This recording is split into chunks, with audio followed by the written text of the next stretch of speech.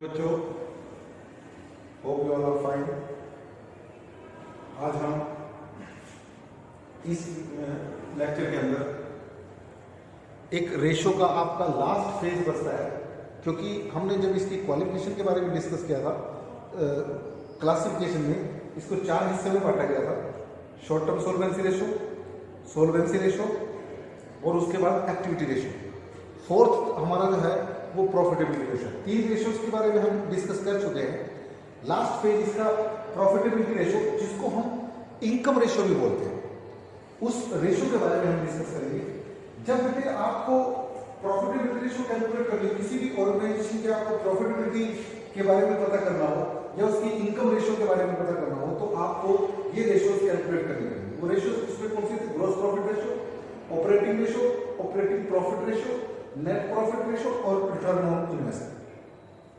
इन ratios के बारे में हम जो है इसमें डिस्कस करें। यहां पे जो बेटे प्रॉफिटेबिलिटी रेशो निकल जाती है, मोस्टली जो प्रॉफिटेबिलिटी रेशो होती है उसके अंदर उनका रिलेशन रिवेन्यू फ्रॉम ऑपरेशंस होता है। अगर हम ग्रॉस प्रॉफिट रेशो कैलकुलेट कर रहे हैं तो ग्रॉस प्रॉफिट रेशो और रेवेन्यू फ्रॉम ऑपरेशन, इनके रिलेशनशिप को इसके अंदर शो किया जाता है। भाई हमारा रेवेन्यू फ्रॉम ऑपरेशन के कंपैरेटिवली कितना प्रॉफिट है। एक्सपेंसेस के बारे में इसमें देखा जाता है, कितने परसेंट एक्सपेंसेस जो है, एक्सपेंस रेशियो भी कई बार आपके सिलेबस में नहीं है, वैसे एक एक्सपेंस रेशियो भी निकाली जाती है और वो भी रेवेन्यू फ्रॉम ऑपरेशन के बेस पे निकाली जाती है। भाई सेल का कितने परसेंट हमने डायरेक्ट एक्सपेंसेस किए, कितने परसेंट हमने इनडायरेक्ट एक्सपेंसेस किए। इसमें जो ये रेशियोज निकाली जाती हैं, इसमें gross profit ratio, gross profit निकालने के लिए हमें जो है हमारे पास ग्रॉस प्रॉफिट होना चाहिए। और बेटे ग्रॉस प्रॉफिट आपको पता है, आप ऐसे कर सकते हो, revenue from operation minus cost of revenue from operation.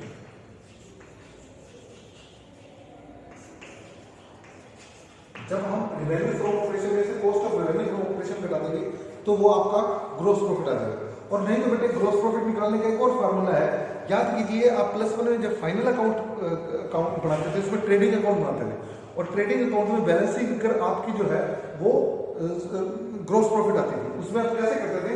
Opening stock plus purchases plus direct expenses minus closing stock, उससे निकाल के आपके पास जो कॉस्ट ऑफ गुड्स सोल्ड, जो ग्रॉस प्रॉफिट आता था, उस आप ग्रॉस प्रॉफिट उस वे में भी निकाल सकते हो। यानी जैसी आपको इंफॉर्मेशन अवेलेबल है उनके बेस पे आप जो है ग्रॉस प्रॉफिट कैलकुलेट कर सकते हो।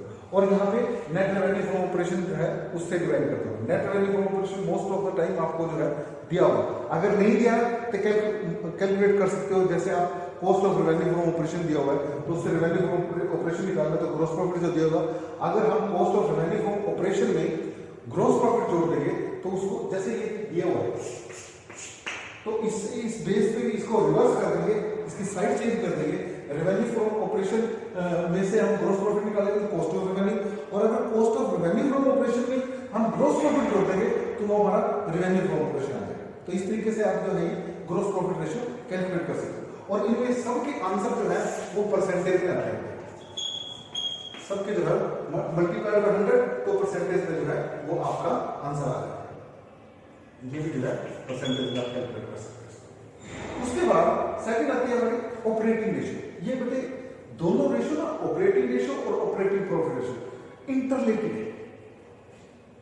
इन रेशियोज में अगर मान लो आपने ये दोनों रेशियोज निकालनी है तो बेटे ध्यान रखना, अगर मान लीजिए आपके पास एक रेशियो निकल आती है तो हम क्या करेंगे, 100 माइनस जो रेशियो आपने कैलकुलेट की है उसके बाद दूसरी जो है जो घटा के जो है वो दूसरी रेशियो है। मान लीजिए आपके पास ऑपरेटिंग रेशियो निकाल लो, ऑपरेटिंग रेशियो आपकी 30% आई है, तो बेटे अगर 100 में से 30 घटा देंगे तो जो 70% है वो आपकी ऑपरेटिंग प्रॉफिट रेशियो है। तो मतलब रेशियो इस तरीके से भी ये कैलकुलेट की जा सकती है। बाकी हम इसको फार्मूले की वजह से इसको जो है कैलकुलेट करेंगे। अब इसमें जब इसको फार्मूले की वजह से आप कैलकुलेट करोगे तो उसमें देखिए हम इसका जो फार्मूला है cost of revenue from operation plus operating expenses minus operating income, यानी ऑपरेटिंग एक्सपेंसेस इसमें ऐड कर देंगे और ऑपरेटिंग इनकम जो है इसमें लेस कर देंगे। तो उसको करके जो हमारे पास आएगा वो हमारे ऑपरेटिंग एक्सपेंसेस आएंगे, और उसके बाद इसमें cost of revenue from operation plus operating expenses minus operating income divided by net revenue from operation. Net revenue from operation आपने जैसे पहले ही रेवेन्यू फ्रॉम ऑपरेशन पहले निकाला, वही net revenue from operation multiplied by 100, वो आपकी परसेंटेज आएगी। यहाँ पे आपको बेटे थोड़े ऑपरेटिंग एक्सपेंसेस के बारे में आपको इसमें जो है वो पता होना चाहिए। यहाँ पे ऑपरेटिंग एक्सपेंसेस के अंदर हम लेते हैं, एक होता है एम्प्लॉय बेनिफिट एक्सपेंसेस, ये ध्यान रखना, एम्प्लॉय बेनिफिट एक्सपेंसेस। ये बेटे एम्प्लॉय बेनिफिट एक्सपेंसेस वो एक्सपेंसेस होते हैं जो एम्प्लॉइज के बेनिफिट के लिए, कोई पेंशन के लिए, कोई उनके कंपनसेशन के लिए, कोई उनकी हेल्थ फैसिलिटी के लिए, कोई इंश्योरेंस के लिए जो उनको वो फैसिलिटी दी गई है, वो सारे के सारे एम्प्लॉय बेनिफिट एक्सपेंसेस के अंदर आते हैं। एम्प्लॉय बेनिफिट एक्सपेंसेस, उसके बाद इसमें हम जो है डेप्रिसिएशन या इसको अमोर्टाइजेशन कुछ भी हो सकता है, ऑफिस एक्सपेंसेस,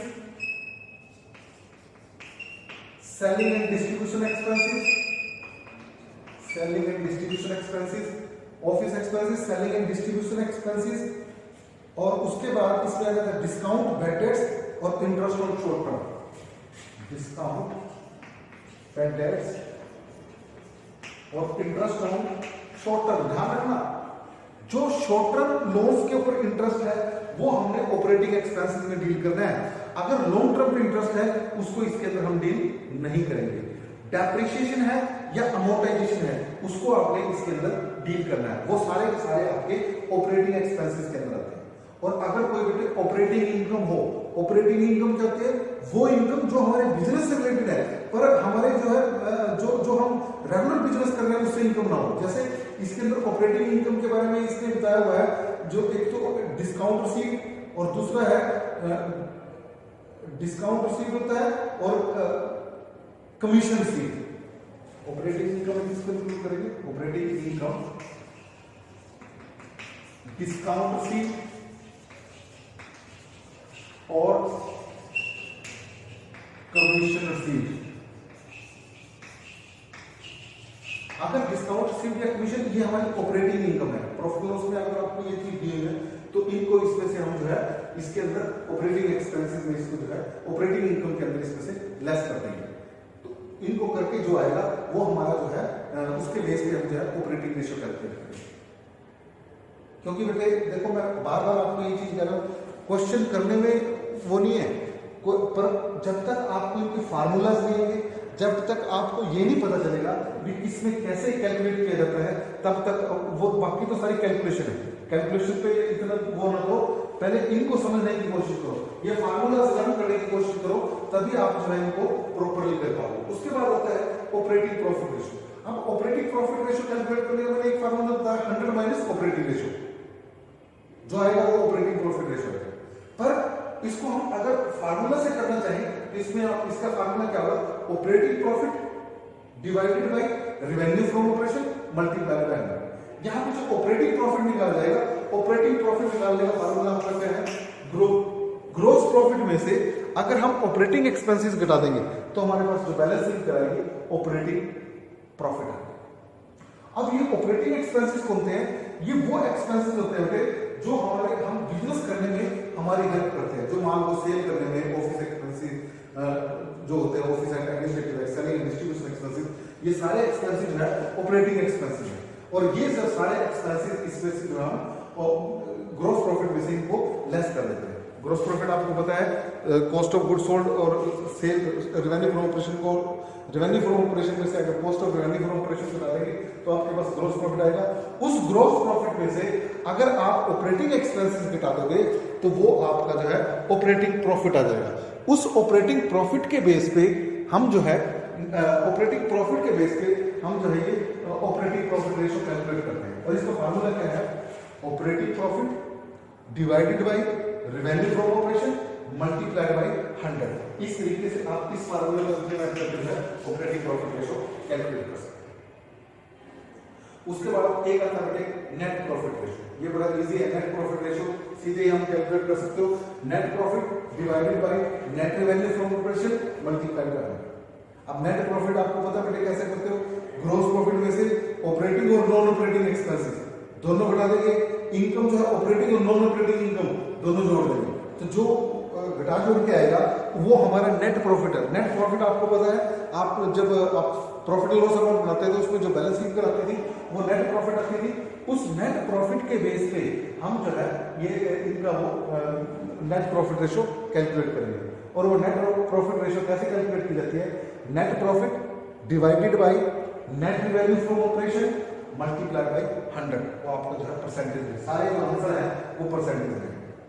उसके बाद लास्टली इसमें आता है return on investment. Return on investment का मतलब क्या है? रिटर्न ऑन, इसको capital, return on capital employed भी बोलते हैं। रिटर्न ऑन इन्वेस्टमेंट या रिटर्न ऑन कैपिटल इंप्लॉयड भी इसको बोला जाता है। तो इसके अंदर हम क्या करते हैं, जो आपने पैसा बिजनेस के अंदर लगाया हुआ है उसके ऊपर कितने रिटर्न, यानी ये क्या कहता है, this ratio reflect the overall profitability of the business. It is calculated by comparing the profit earn and the capital employed to earn it. यानी जितना प्रॉफिट हुआ और जितनी कैपिटल एम्प्लॉयड उस प्रॉफिट को कमाने के लिए जितना पैसा लगाया गया उनके रिलेशनशिप को इसमें शो किया जाता है। और इसको हम कैसे कैलकुलेट करते हैं? Net profit before interest and tax divided by capital employed. Net profit before interest and tax, जैसे हमने लास्ट उसमें किया था कि आपको अगर net profit after interest and tax दिया है तो पहले उसमें आप टैक्स जोड़ोगे, उसके बाद उसमें इंटरेस्ट जोड़ोगे और वो आपके पास net profit before interest and tax आएगा। वो net profit before interest and tax आपने लेना है डिवाइडेड बाय कैपिटल एम्प्लॉयड। अब यहाँ पे बच्चों आपको एक चीज ध्यान रखनी पड़ेगी, कैपिटल एम्प्लॉयड कैसे निकाली जाती है? कैपिटल एम्प्लॉयड निकालने के अलग अलग फार्मूलाज हैं, उन फार्मूलाज के बारे में आपको जो है वो पता होना चाहिए। एक फार्मूला क्या है? Equity plus dates. इक्विटी या इसको हम शेयर होल्डर फंड भी बोल सकते हैं, share holder fund plus non current liability. Non current liability ना लिखो, बेसिक से लॉन्ग टर्म लोन्स लिखो। लॉन्ग टर्म लोन्स, जो इक्विटी और डेट, जो लॉन्ग टर्म लोन्स है ना, यानी लायबिलिटी साइड में देखिए, लायबिलिटी साइड में आपने करंट लायबिलिटीज को नहीं लेना, equities plus long term loans and borrowings उनको जो है लेना है, और वो आपका जो है कैपिटल एम्प्लॉयड है। और बाय चांस कई बार क्वेश्चन में क्या होता है कि आपको लायबिलिटी साइड नहीं भी होती,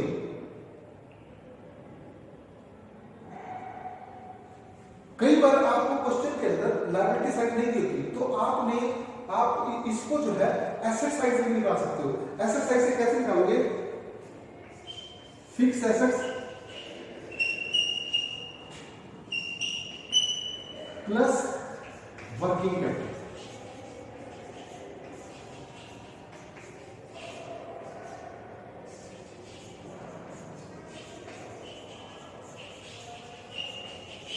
अगर हम फिक्स एसेट के अंदर वर्किंग कैपिटल जोड़ देंगे तो वो भी हमारी उसको भी जो है हम उससे भी जो है हम कैपिटल एम्प्लॉयड कैलकुलेट कर सकते हैं। अब ये फिक्स एसेट से कैसे निकालोगे? इसमें current assets plus non current asset plus working capital.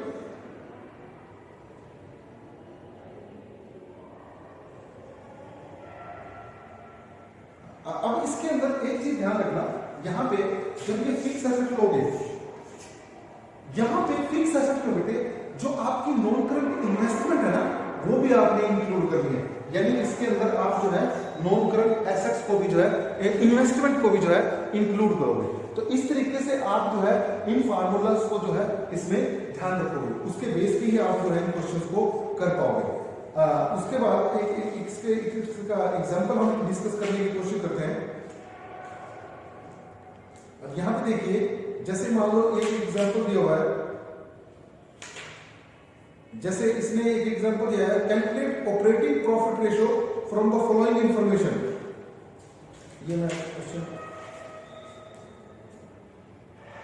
आपको एक क्वेश्चन दिया हुआ है, जैसे 96 क्वेश्चन है, calculate operating ratio from the following information, या आपको रेवेन्यू फ्रॉम ऑपरेशन दिया हुआ है, कैश रेवेन्यू फ्रॉम ऑपरेशन दिया हुआ है, ग्रोस प्रॉफिट रेशियो दिया 20%, ऑफिस एंड सेलिंग एक्सपेंसेस दिया हुआ है, depreciation, loss on sale of plant आपको ये दिया हुआ है। इससे आप जो है पहले सबसे पहले आप इसका फार्मूला लिखिए। ऑपरेटिंग रेशियो का फार्मूला क्या है? फार्मूला हमने लिखा ऑपरेटिंग रेशियो का cost of revenue from operation plus operating expenses. अब यहाँ पे cost of revenue from operation सबसे पहले कैलकुलेट करना पड़ेगा। Cost of revenue from operation आप कैलकुलेट करोगे क्योंकि आपको रेवेन्यू फ्रॉम ऑपरेशन दिया हुआ है और ग्रॉस प्रॉफिट दिया हुआ है। रेवेन्यू फ्रॉम ऑपरेशन में से ग्रॉस प्रॉफिट निकाल देंगे और वो जो है आपका cost of revenue from operation आ जाएगा। कैसे आप कैलकुलेट करोगे? जैसे मैं इसको समझने की कोशिश करता हूँ।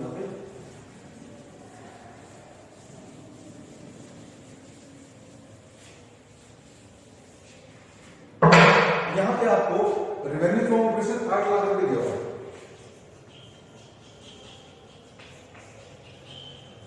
ऑपरेशन 8 लाख रुपए, और उसके बाद आपको जो ग्रॉस प्रॉफिट दिया हुआ है वो आपको 20% दिया हुआ है। तो 20% से इसका ग्रॉस प्रॉफिट निकालो, वो 8 लाख मल्टीप्लाइड बाय 20%,